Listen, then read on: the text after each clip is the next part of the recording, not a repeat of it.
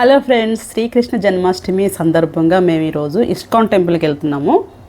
బెంగళూరులో ఇస్కాన్ టెంపుల్స్లో ఇది రెండో ఇస్కాన్ టెంపుల్. మొదటిది రాజాజీ నగర్లో ఉంది, ఇది కనకపుర రోడ్లో ఉంది. మేము కనకపుర రోడ్లో ఉన్న ఇస్కాన్ టెంపుల్కి వచ్చాము. ఇది మా ఇంటికి చాలా దగ్గర, అందువల్ల ఇక్కడికి విజిట్ చేసాం అనమాట.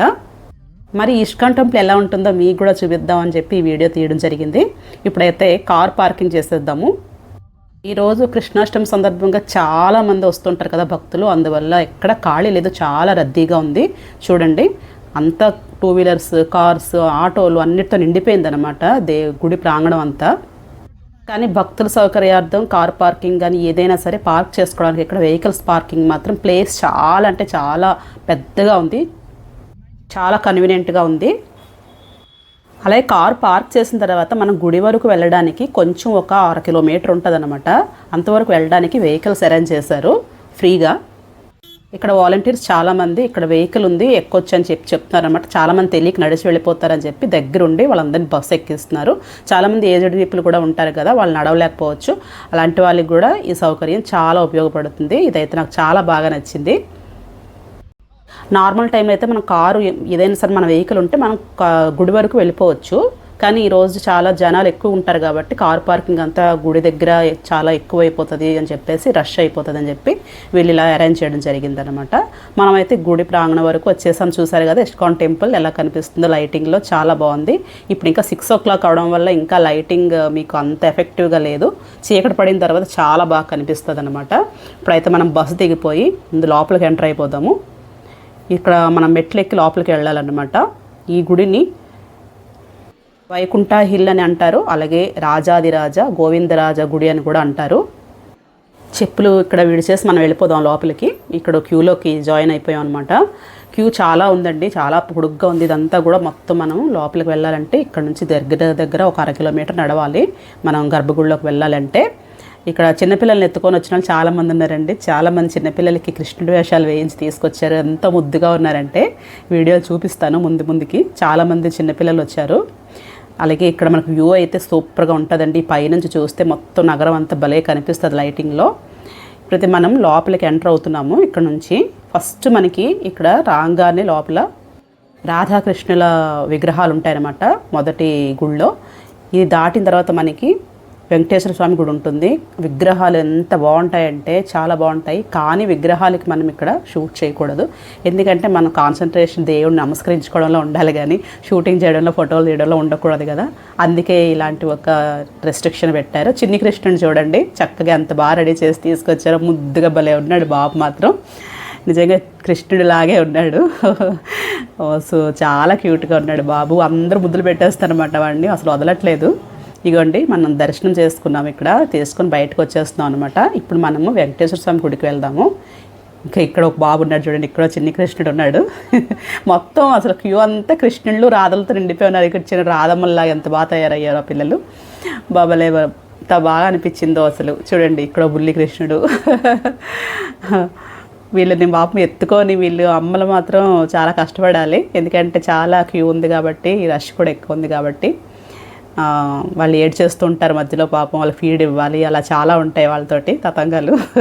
కానీ తప్పదు, అదొక చాలా సరదా కదా పిల్లలకి చిన్ని కృష్ణుల వేషాలు వేయించి తీసుకురావటం. చూడండి లైటింగ్లో గుడి ఎంత బాగా కనిపిస్తుందో, చాలా అందంగా కనిపిస్తుంది. Vaikuntha hill ISKCON temple. అదే వెంకటేశ్వర స్వామి మనకి చెప్పాను కదా, ఇది వెంకటేశ్వర స్వామి గుడి అనమాట. మనం ఇప్పుడు రాధాకృష్ణుల గుడి దాటుకొని వచ్చాము. ఇప్పుడు పైకి వస్తే ఇక్కడ వెంకటేశ్వర స్వామి గుడి ఉంటుంది.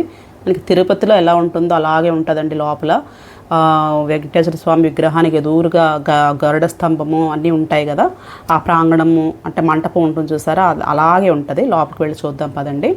అటు నుంచి అటు ఇటు మనకి విగ్రహాలు కూడా ఉంటాయి కదా గుడికి బయట, అలాగే అన్నమాట. ఇక్కడ కూడా చాలా అంటే చాలా బాగుందండి లైటింగ్లో, ఆ ఫ్లవర్ డెకరేషన్లో ఎంత చాలా ఒళ్ళు పులకరించింది, అంత బాగుందన్నమాట.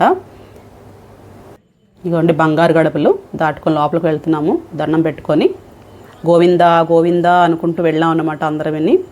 మన దగ్గర ఏమైనా స్పెషల్ పాస్లు ఏమైనా ఉండుంటే కనుక అక్కడ ఉంటాయి, రెడ్ పాస్, బ్లూ పాస్, అలా సంథింగ్ గ్రీన్ పాస్ అని, అలాంటివి ఏమైనా ఉంటే కూడా మీరు చక్కగా ఇక్కడ స్పెషల్ దర్శనం చేయిస్తారు దగ్గరికి తీసుకెళ్ళి, వెంకటేశ్వర స్వామి దర్శనము. ఆ మామూలు రోజుల్లో అయితే మీ కెమెరా అలౌవే ఉండదు అసలు, ఇక్కడ ఎక్కడ కూడా తీయడానికి అవకాశమే లేదు. ఈ రోజు స్పెషల్ డే కాబట్టి కెమెరా వదిలేరు, అది కూడా దేవుడికి మాత్రం తీయకూడదు. ఈ బయట ఏముంటే కూడా తీసుకోవచ్చు, మనం పర్వాలేదు, షూట్ చేసుకోవచ్చు. చాలా అంటే చాలా బాగా డెకరేట్ చేస్తారండి. గుడి కూడా ఆర్కిటెక్చర్ చాలా బాగుంది, ఎంత బాగా కట్టారంటే విశాలమైన ప్రాంగణం అన్నమాట. చాలా అంటే మనకు చూడంగానే కాసేపు ఇక్కడ ఉండి వెళ్దాము అనిపిస్తుంది, ప్రశాంతంగా కాసేపు కూర్చొని వెళ్ళాలి అని అనిపిస్తుంది అనమాట, అంత ప్రశాంతంగా అనిపిస్తుంది.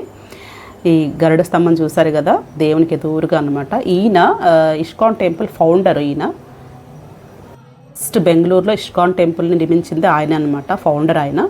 తర్వాత అది అలా అభివృద్ధి చెంది ఇప్పుడు ఇంకొక ఇస్కాన్ టెంపుల్ ఇక్కడ కట్టడం జరిగింది, అక్కడ సేవ చేస్తున్నారు ఆయనకి. ఆ గుడి కూడా చాలా బాగా, అక్కడ ఆ టెంపుల్ని కూడా బాగా అలంకారం చేశారు. ఇప్పుడు ఇది దాటుకొని వెళ్ళిన తర్వాత మనకి వెంకటేశ్వర స్వామి గుడి వస్తుందన్నమాట. ఇది లోపలికి ఇగో ఇక్కడ అన్నమాట ఎంట్రన్స్ మనకి వెంకటేశ్వర స్వామి గుడి లోపలికి.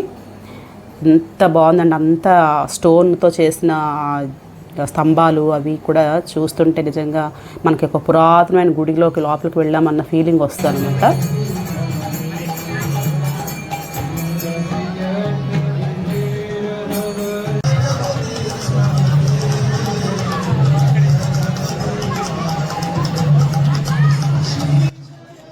ఇప్పుడు వెంకటేశ్వర స్వామిని దర్శనం చేసుకుని బయటకు వచ్చామన్నమాట అండి. ఈ గోపురం చూసారు కదా, లైటింగ్లో ఎంత బాగా కనిపిస్తుందో, నిజంగా బంగారు గోపురంలా కనిపిస్తుంది.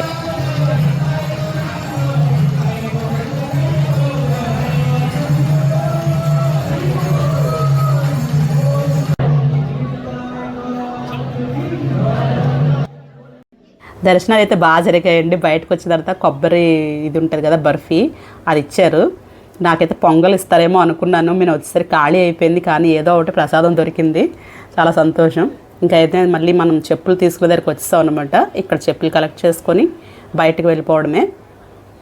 ఇది ఇప్పుడు బయటకు వచ్చేసరికి 8 అయ్యిందండి. మేము 6 o'clock లోపలికి వెళ్తే 8 o'clock అయింది.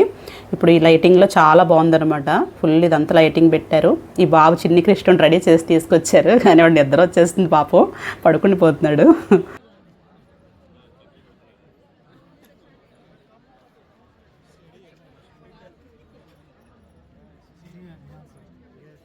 అందరికీ మరోసారి శ్రీకృష్ణ జన్మాష్టమి శుభాకాంక్షలు. ఈ వీడియో మీకు నచ్చినట్టయితే లైక్ చేయండి, షేర్ చేయండి, నా ఛానల్ సబ్స్క్రైబ్ చేసుకోండి. Thank you so much for watching అండి. ఇట్లు మీ ఆంధ్ర బిడ్డ, బెంగళూరు అడ్డా.